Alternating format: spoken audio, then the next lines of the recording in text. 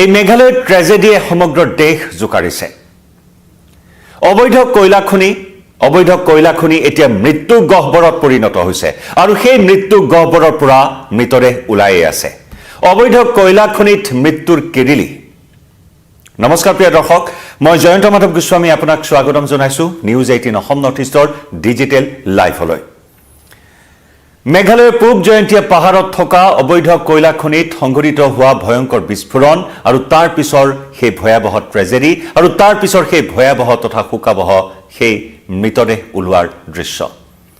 এটাৰ পিছত আনটো মৃতদেহ উদ্ধাৰ কৰা হৈছে উদ্ধাৰ অভিযান জোৰদাৰ গতিত চলাই থকা হৈছে এতিয়াও বহু সংখ্যক শ্ৰমিক অবৈধ কয়লা খনিৰ ভিতৰত আবদ্ধ হৈ থকাৰ সন্দেহ প্ৰকাশ কৰা হৈছে আশংকা কৰা হৈছে মৃতকৰ সংখ্যা আৰু অধিক বৃদ্ধি পোৱাৰ আশংকা কৰা হৈছে এই মুহূৰ্তত প্ৰায় শতাধিক শ্ৰমিক হতাহত হ'ব পাৰে এই আশংকা এই মুহূৰ্তত বৃদ্ধি পাইছে কিন্তু এই মুহূৰ্তলৈকে প্ৰায় 18টাকৈ মৃতদেহ উদ্ধাৰ কৰা হৈছে ইয়াৰে প্ৰায় 10 জন শ্ৰমিক অসমৰ বুলিও ইতিমধ্যে খবৰ ওলাইছে ইয়াৰে 3 জন শ্ৰমিকক ইতিমধ্যে চিনাক্ত কৰা হৈছে আৰু এই 3 জন শ্ৰমিক বৰাক উপত্যকাৰ বৰাকৰ পৰা কৰ্মসংস্থাপনৰ বাবে মেঘালয়লৈ গৈছিল আৰু মেঘালয়ত অবৈধ কয়লা খনি সমূহত এনেদৰে শ্ৰমিকসকলক লৈ বাৰে বাৰে হেতালি খেলাৰ দৃশ্য বা ছবিখন ওলাই আছে ইয়া কোনো নতুন কথা নহয় মেঘালয়ত ইয়াৰ পূৰ্বেও এনে ধৰণৰ ঘটনা সংঘটিত হৈছে যদিও শেহতীয়াকৈ সংঘটিত হোৱা এই অবৈধ কয়লা খনি কোলা হীৰাৰ যি অবৈধ বেপাৰ কোলা হীৰাৰ যি অবৈধ কাৰবাৰ চলি আছে মেঘালয়ত সেই কথা আকৌ এবাৰ প্ৰতিপন্ন হ'ল এই শোকাবহ ঘটনাৰ পৰা বা এই ট্ৰেজেডিৰ পৰা 2014 চনতে সেউজ ন্যায়াধিকৰণে নিষেধাজ্ঞা জাৰি কৰিছিল ৰেড হোল মাইনিঙত কিন্তু সেই নিষেধাজ্ঞাকো আওকাণ কৰি অবৈধভাৱে মেঘালয়ত অব্যাহত আছে এই ৰেড হোল মাইনিঙৰ এই কাৰবাৰ বা এই বেপাৰ আৰু যাৰ পৰিণতিত শ্ৰমিকৰ জীৱনৰ লগত বাৰে বাৰে হেতালি খেলি অহাৰ এই ঘটনাসমূহ সন্মুখলৈ আহিয়ে আছে ডাইনামাইট বিস্ফোৰণৰ ফলত পাহাৰৰ এটা বৃহৎ অংশ কয়লা খনিত আবদ্ধ হৈ পৰে আৰু যাৰ পৰিণতিত কয়লা খনিটোত সেই সময়ত কাম কৰি থকা শ্ৰমিকসকল আবদ্ধ হৈ পৰে এক হুৱা দুৱা এক আতংকময় পৰিস্থিতিৰ সৃষ্টি হোৱা পৰিলক্ষিত হ'ল যি দৃশ্য ইতিমধ্যে ভিডিঅ' ৱালত আপুনি প্ৰত্যক্ষ কৰিছে কেমেৰাত বন্দী হৈছে বিস্ফোৰণ সংঘটিত হোৱাৰ পিছত বৃহৎ অগ্নিকাণ্ডৰ সূত্ৰপাত হৈছে জুই ধোঁৱাই সানি ধৰিছে সমগ্ৰ খনিটো আৰু তাৰ পিছত এক হুৱা দুৱা এক আতংকময় পৰিস্থিতি ইয়া সাউথ কেনেদৰে কোলা হীৰাৰ এই বেপাৰ চলাই থকা হৈছে অবৈধভাৱে এই কোলা হীৰাৰ বেপাৰ চলি আছে মেঘালয়ত আমি পুনৰবাৰ উল্লেখ কৰিছো 2014 চনতে মেঘালয়ত ৰাষ্ট্ৰীয় সেউজ ন্যায়াধিকৰণে কোলা হীৰাৰ অবৈধ খনন বন্ধ ৰখাৰ বাবে বা ৰেড হোল মাইনিঙত নিষেধাজ্ঞা আৰোপ কৰিছিল কিন্তু সেই নিষেধাজ্ঞা এনেদৰে বাৰে বাৰে অমান্য কৰা হৈছে মেঘালয়ৰ এই অবৈধ কয়লা খনিত প্ৰায় শতাধিক শ্ৰমিক হতাহত হোৱাৰ আশংকা কৰা হৈছে প্ৰথম অৱস্থাত খবৰ আহিছিল যে 10 জন শ্ৰমিকে প্ৰাণ হেৰুৱাইছে কিন্তু সময় যিমানে বাগৰিছে এনডিআৰএফৰ দল এছডিআৰএফৰ দল আৰক্ষী অগ্নি নিৰ্বাপক বাহিনী সকলোৱে উদ্ধাৰ অভিযানত নামি পৰিছে জোৰদাৰ গতিত উদ্ধাৰ অভিযান চলাই 18 জনকৈ শ্ৰমিকৰ মৃতদেহ উদ্ধাৰ কৰা হৈছে ইতিমধ্যে মেঘালয়ৰ এই ট্ৰেজেডিক লৈ গভীৰ শোক প্ৰকাশ কৰিছে ভাৰতৰ প্ৰধানমন্ত্ৰী নৰেন্দ্ৰ মোদীয়ে দেশৰ ৰাষ্ট্ৰপতি দ্ৰৌপদী মুৰ্মুৱে ভাৰতৰ প্ৰধানমন্ত্ৰীগৰাকীয়ে নিহতৰ পৰিয়াললৈ 2 লাখ টকাৰ আৰ্থিক সাহায্যৰ কথা ঘোষণা কৰিছে আঘাতপ্ৰাপ্ত সকললৈ 50,000 টকাৰ আৰ্থিক সাহায্যৰ কথা ঘোষণা কৰিছে একেদৰে অসমৰ মুখ্যমন্ত্ৰী ডক্টৰ হিমন্ত বিশ্ব শৰ্মায়ো 5 লাখ টকাৰ আৰ্থিক সাহায্যৰ কথা ঘোষণা কৰিছে মৃতকৰ পৰিয়াললৈ ইতিমধ্যে অসমৰ নিহত শ্ৰমিকৰ ঘৰলৈ 2 মন্ত্ৰী বিধায়কক যোৱাৰো নিৰ্দেশ প্ৰদান কৰিছে মুখ্যমন্ত্ৰী ডক্টৰ হিমন্ত বিশ্ব শৰ্মাই মৃতদেহ ওলাই আছে এই মৃত্যু গহ্বৰত এনেদৰে মৃতদেহ ওলাই আছে আৰু যাক লৈ এই মুহূৰ্তত সকলো উদ্বিগ্ন হৈ পৰিছে সমগ্ৰ উদ্ধাৰ অভিযানৰ তদাৰক কৰি আছে মেঘালয়ৰ আৰক্ষী সঞ্চালক প্ৰধানে সমগ্ৰ পৰিস্থিতিৰ বুজ লৈছে মেঘালয়ৰ মুখ্যমন্ত্ৰী কনৰাড চাংমাই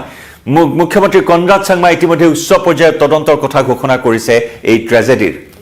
লগতে হকিয়াই দিছে শ্ৰমিকৰ জীৱনৰ লগত হেতালি খেলা কোনেও কোনো পধ্যে হাৰি যাব নোৱাৰে উল্লেখযোগ্য যে এনে ধৰণৰ ঘটনাৰ পিছত প্ৰায় হৰব হৈ পৰা পৰিলক্ষিত হয়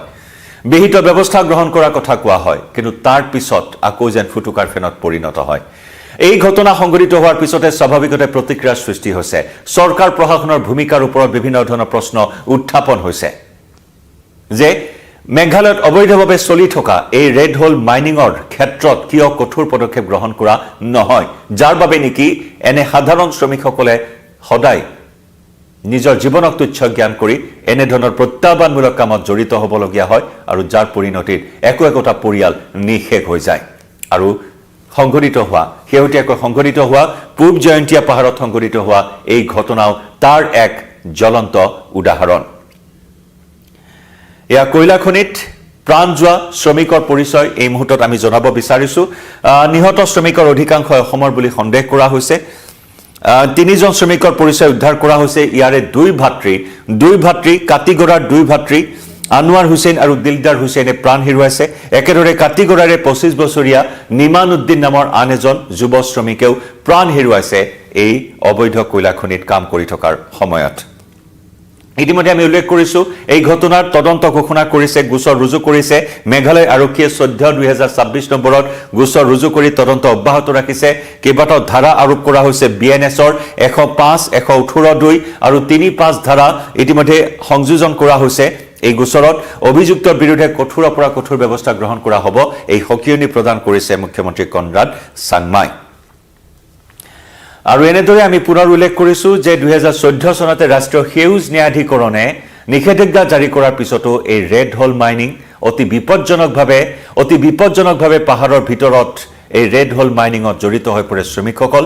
নিজৰ কৰ্মসংস্থাপন বিচাৰি অসমৰ পৰা শ্ৰমিক এনেদৰে বহিৰাজ্যলৈ যোৱা নতুন কথা নহয় ইয়াৰ পূৰ্বেও এনে অনেক ঘটনা সংঘটিত হৈছে অৰুণাচল প্ৰদেশত এনে পথ নিৰ্মাণত বহুবাৰ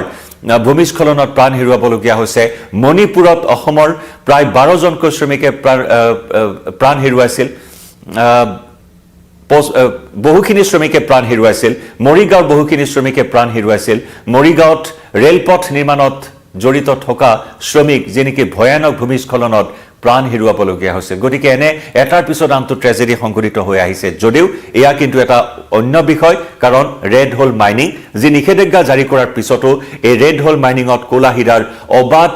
বেহা চলাই আছে মেঘালয়ত গতিকে এই ক্ষেত্ৰত মেঘালয় চৰকাৰলৈও বিভিন্ন দল সংগঠনে প্ৰশ্ন উত্থাপন কৰিছে সময় থাকোতে এই অবৈধ কাৰ্যকলাপৰ বিৰুদ্ধে কিয় ব্যৱস্থা গ্ৰহণ কৰা নহয় নে চৰকাৰ প্ৰশাসন নে আৰক্ষী প্ৰশাসন কৰবাত এই ৰেড হোল মাইনিংৰ সৈতে কৰবাত জড়িত আছে এনে নানান অভিযোগো কিন্তু এই মুহূৰ্তত উত্থাপন হৈছে প্ৰশ্ন হৈছে আৰু কিমান দিনলৈ শ্ৰমিকৰ জীৱনৰ সৈতে হেতালি খেলা হ'ব এই ৰেড হোল মাইনিংত কাম কৰাৰ সময়ত প্ৰতিৰোধমূলক ব্যৱস্থা সুৰক্ষামূলক ব্যৱস্থা কিয় গ্ৰহণ কৰা নহয় এইসমূহ প্ৰশ্ন বিভিন্ন দল সংগঠনে উত্থাপন কৰিছে এতিয়া দৃষ্টি ৰাখিছে তদন্ত প্ৰক্ৰিয়াৰ ওপৰত গতিকে এই ৰেড হোল মাইনিংৰ বেপাৰ চলাই থকা সেই চক্ৰক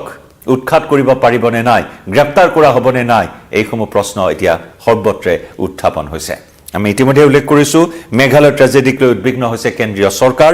মেঘালয় মুখ্যমন্ত্ৰীয়ে টেলিফোনিক বাৰ্তালাপ কৰিছে কেন্দ্ৰীয় গৃহমন্ত্ৰী অমিত শাহেও উদ্ধাৰ অভিযানত কেন্দ্ৰৰ তৰফৰ পৰা সকলো ধৰণৰ আশ্বাস প্ৰদান কৰিছে কেন্দ্ৰীয় গৃহমন্ত্ৰী অমিত শাহে আৰু ঘটনাৰ বুজ ললে কয়লা আৰু খনি মন্ত্ৰী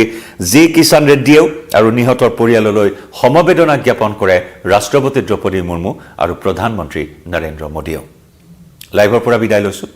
নমস্কাৰ